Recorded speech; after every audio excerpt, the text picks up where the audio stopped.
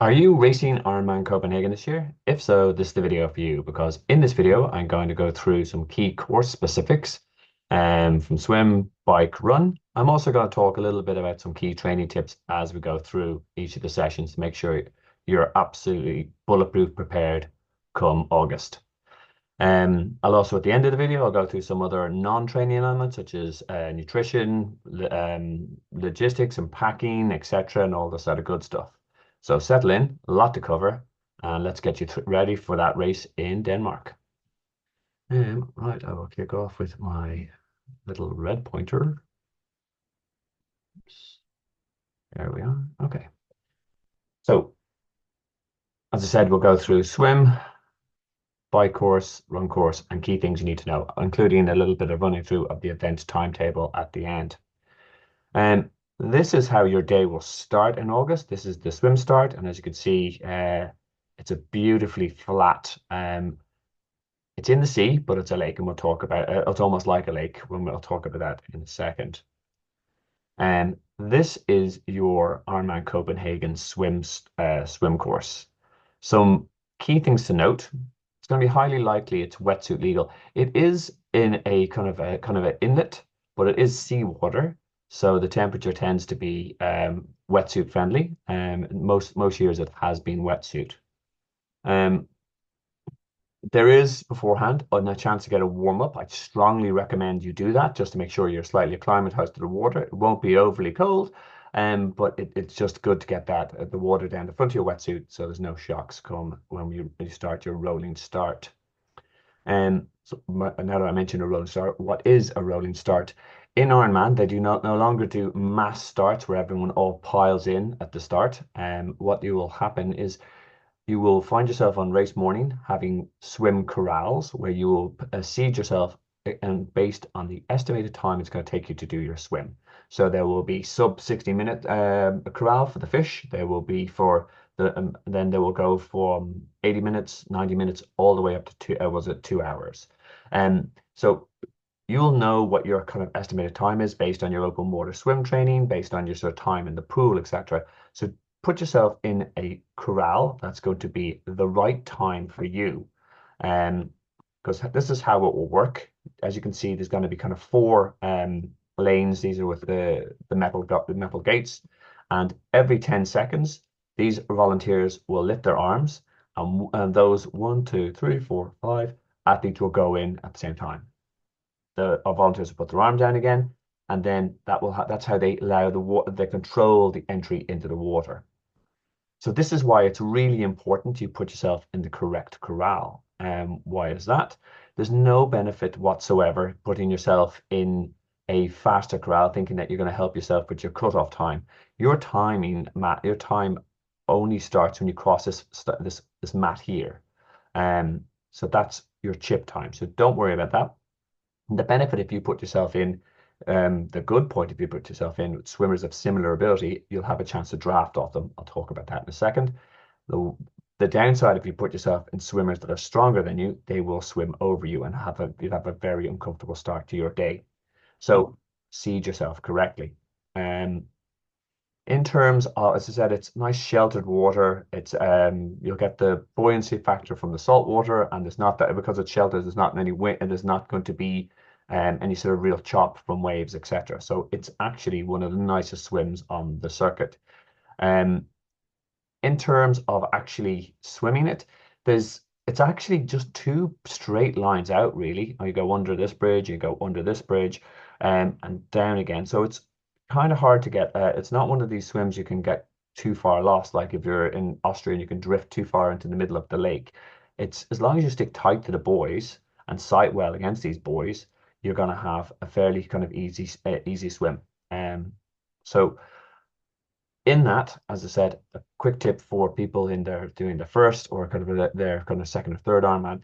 One of the key skills in Ironman swimming is drafting. Drafting, you will hear, is illegal on the bike, 100%. It's completely legal and it's really clever tactics if you do it in the swim. Drafting is where you swim beside someone's feet on their hip and allow them break a bit of the surface tension of the water.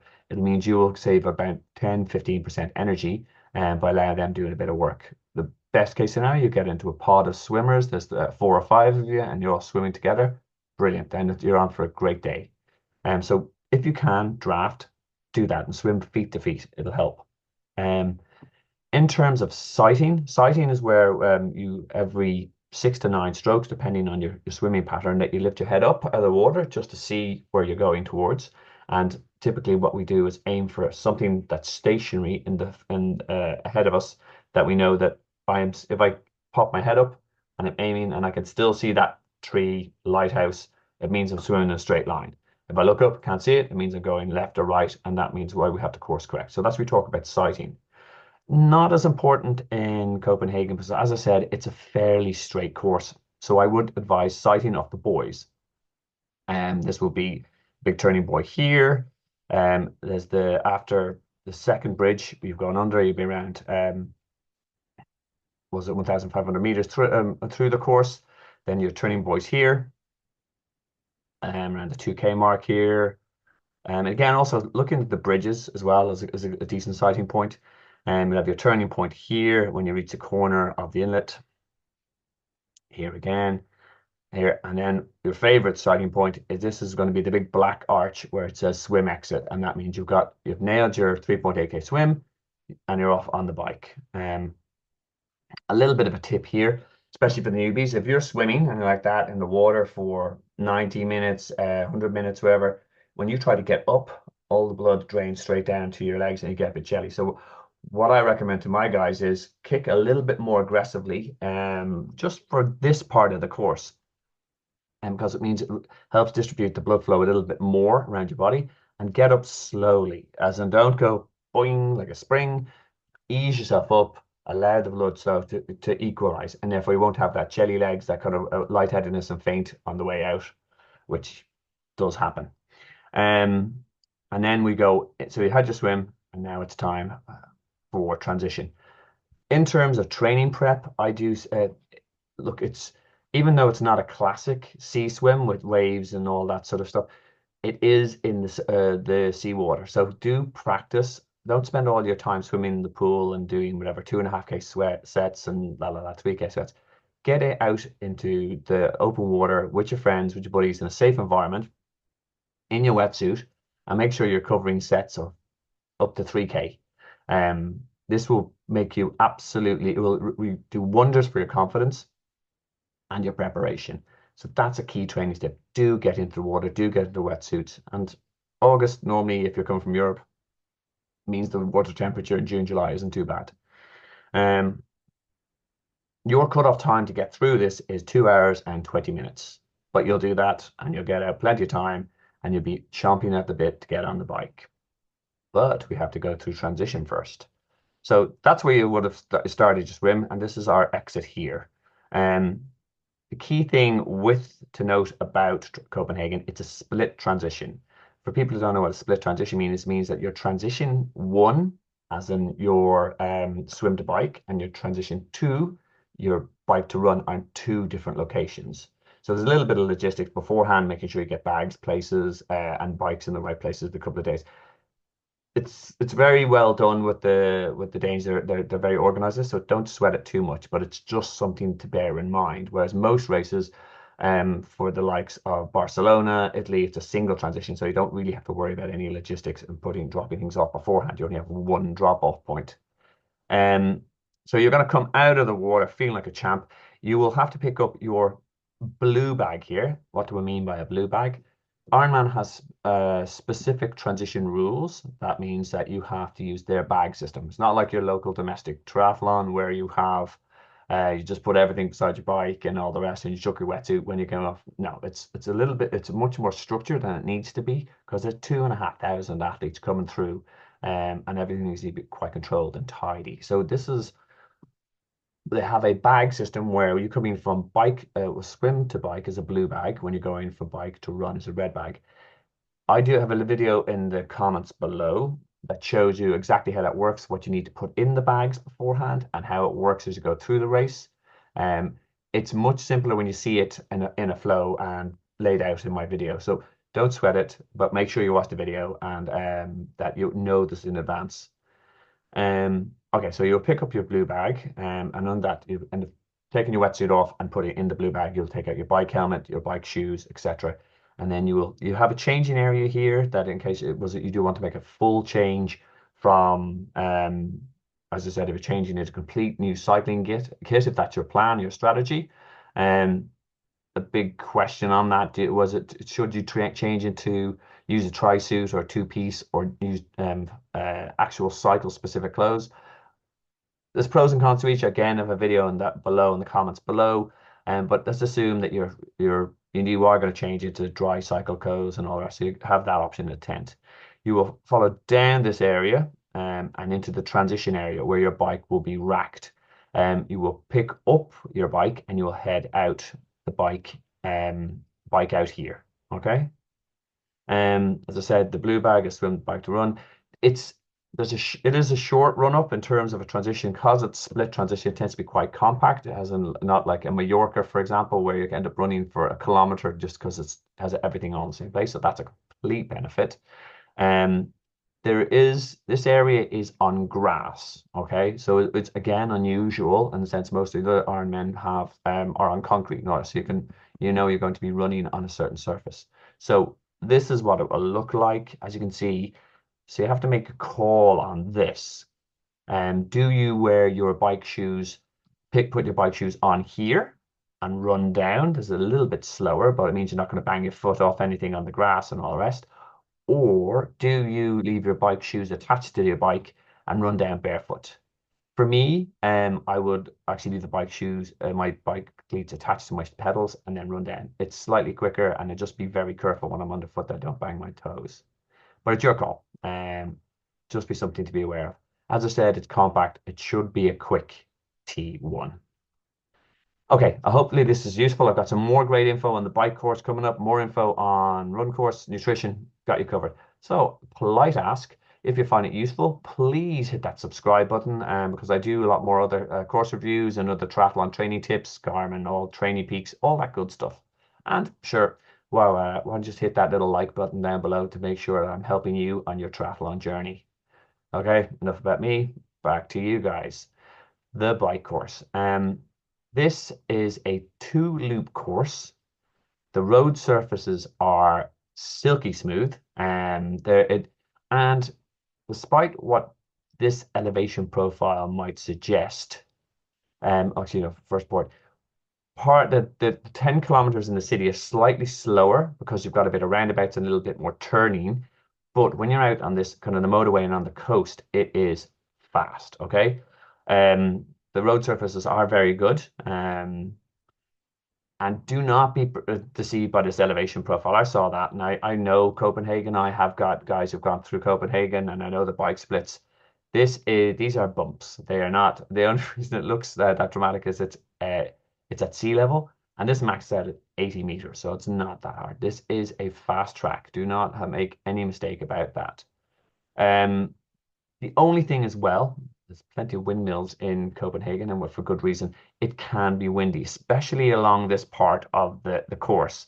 And you're quite exposed. So how do we handle the wind? We get down on our aero bars or get down on our hoods of the bike and make ourselves small and minimize the wind resistance.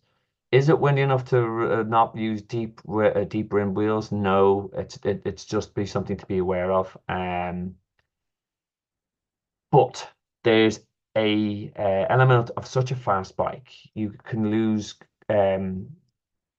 mainly the gents lose the run themselves and they absolutely overcook the bike and they end up having a super bike split, PB bike split, and they end up walking most of the marathon.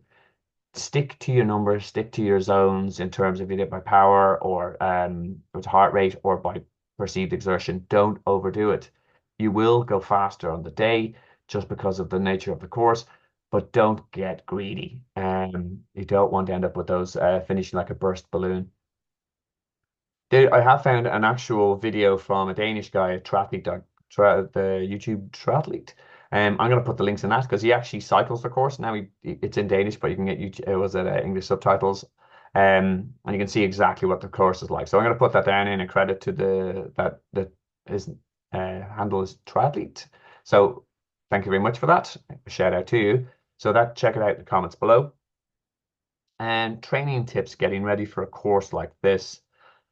You should be hitting 180k in your actual longest bike session, of which you will be practicing your nutrition, etc. And don't shy on that. It's not something you can underdo on the bike. You need to be hitting at least 180k once, ideally twice in your training block to make sure you're absolutely bulletproof for this distance. And while there's no real hills in this of note, as I said, it does say it's hilly, but the profile, it's not. You're not getting out of the big ring at all in this bad boy. But I'd still say keep some hill work in there because that builds strength, and that on a flat course or a fast course like this equals speed. Definitely get used to being on if you're going to use a TT with your TT bike or your clip-on aero bars, spend a lot of time on them, as there will be times when you are down on the bars just taking advantage of this. So make sure you have that amount of time and you're quite comfortable in your bike setup. Okay. Nutrition. There's a video we'll talk a bit about at the end of how to work out your Ironman nutrition, but on your long bikes, you should be practicing your Ironman nutrition, when you're going to eat, what you're going to eat, how you're going to eat, etc., and all that sort of good stuff. Okay, next up, you have got, again, from when your timing shift starts, you've got 9.5 hours with the swim, T1, and the bike time before you're actually, they won't allow you to go onto the run course. All right, aid stations, and this is something that's vital in part of speaking about practicing your nutrition. This is what was on the course last year, and it's also key to note that there's trash areas, there's water. It's not going to be Gatorade this year. It's going to be Precision Hydration. It's Morton gels. I think this will be the 26ers bar. Bananas will be Gatorade. Bike mechanic, and there's toilets, and again the trash area. These aid stations are 21, 33, 66, 100, 134, and 164. Top tip: write this down, print it off, stick it on the stem of your bike, so you'll actually won't have to worry about it when it's going to happen. Again, these are the things that will be at course. For those new to Ironman racing, there's actually a very specific setup and way to handle aid stations in terms of what not to do and etiquette. So because aid stations can be a lot of chaos if you don't know what you're coming into. So I've done a short video on this about kind of key tips about how to handle aid station and what not to do to keep yourself safe, because a lot of moving parts when you're coming through an aid station. You just need to be aware of it. Make sure you check it out in the comments below. Okay, so we've nailed the swim. We've had a great bike. We've paced ourselves. We did not lose the run of ourselves, and we're now feeling slightly good for the marathon. What's that going to look like? Okay, first off, we need to get into transition 2. Now remember, this is our split transition, so this is in a different location from where the swim was. Here's our bike in, so you'll be coming down the Coleman's Canal. This is your dismount line. This is one of my favorite parts of the course because it doesn't happen in too many European races. It happens a lot in Americans. It's your rock star moment. There are bike catchers. What's a bike catcher?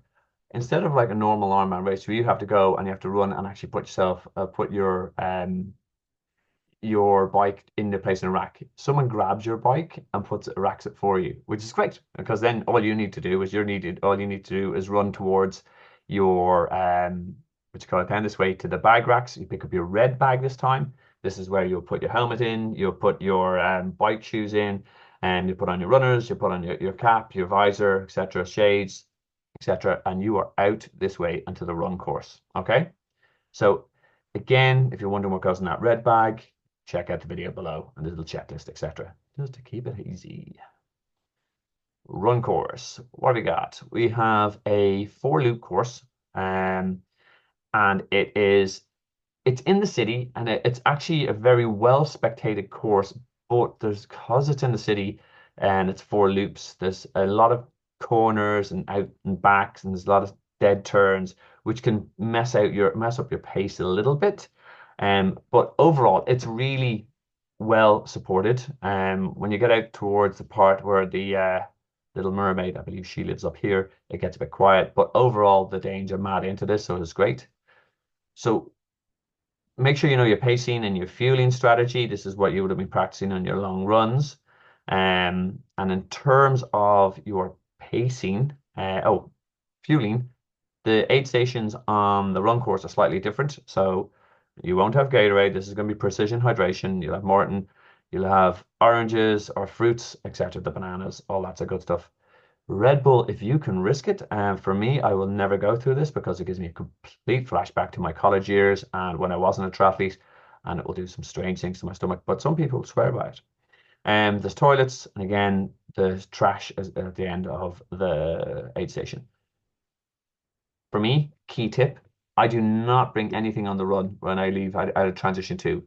I know that Ironman are going to put on a buffet of food, and they've taken enough money out of me for the entry fee, so I make sure I'm eating everything that they have in the aid stations. Aid stations are fairly regular, so I don't need, and why should I carry things when people are already there to give me whatever I want? So that's a top tip for me. I try to get my money back from Ironman by eating them out of house and home on the run. Um, the support is class, especially around here.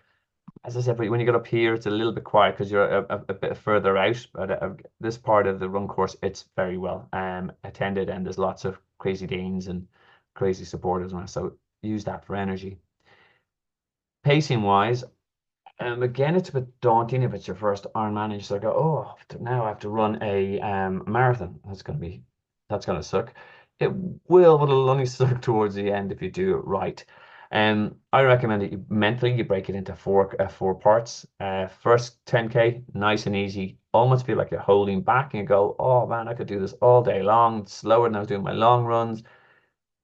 Yes, find your legs. It will hurt later on.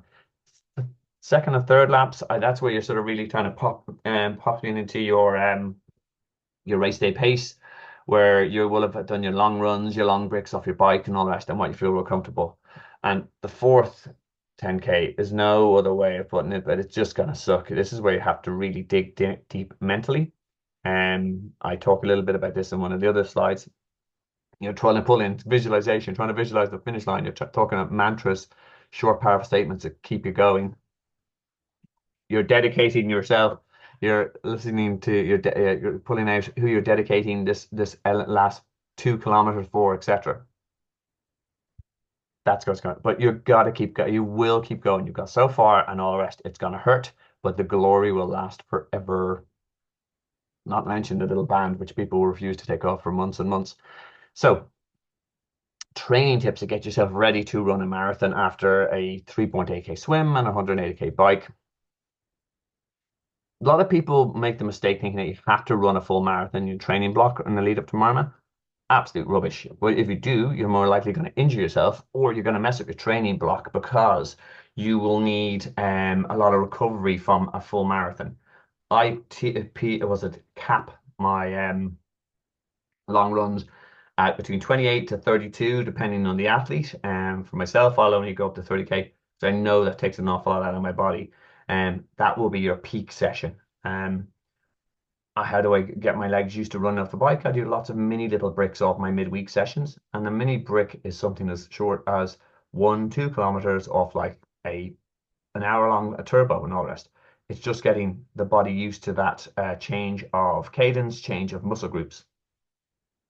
And the weekend bricks, again, I hear people doing kind of these what do you call it, half marathons off like a 140K bike. Not for me.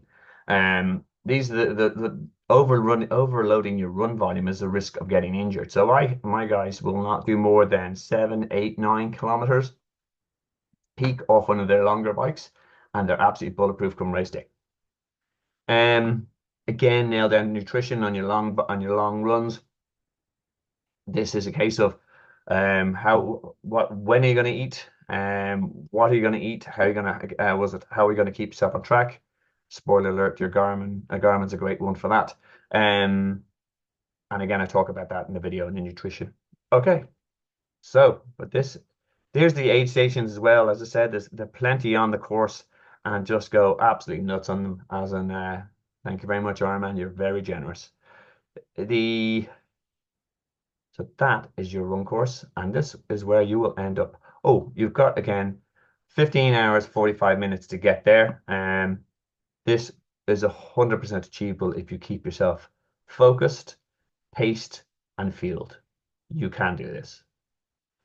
And this is what it's all about, folks. This is your finish line. Look at that. It is epic. Um, Hundreds of people screaming your name. The announcer will give you, if you're a first timer, they have a bell now where you ring the bell and then make sure they call out, Stephen, you are an Ironman, which is a big thing for a lot of people. Beforehand, you used to point at your number to indicate it was your first time and there can be a lot of people crossing the line at the same time.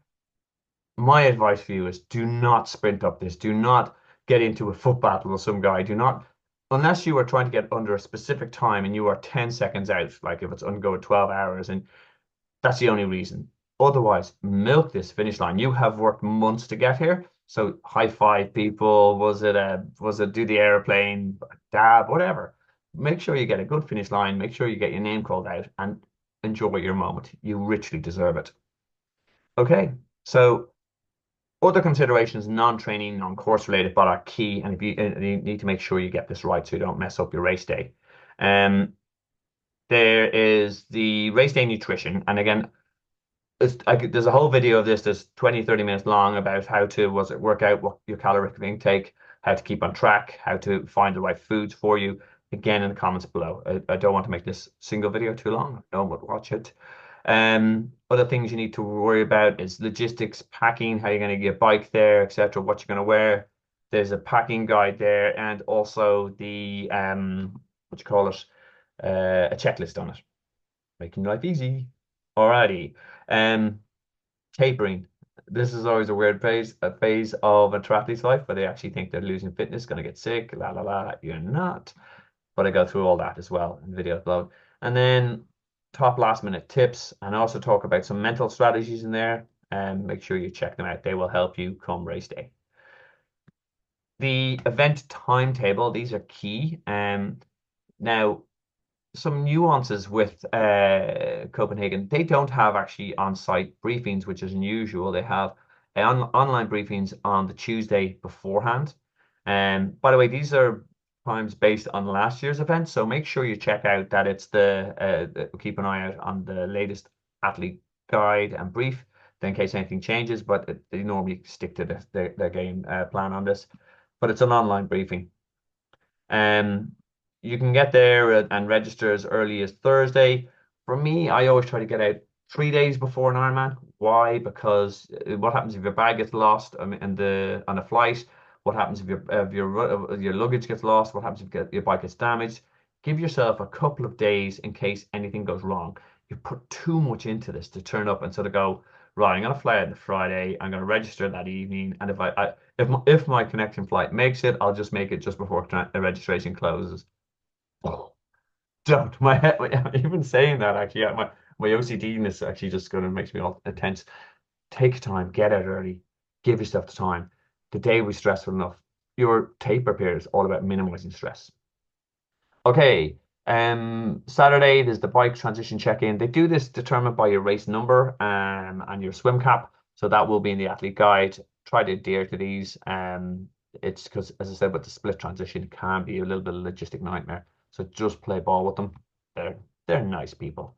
Race morning transition will open at 5. Yes, you will be able to get your access to your blue and red bags and actually put your fuel and water and bike computer on that morning.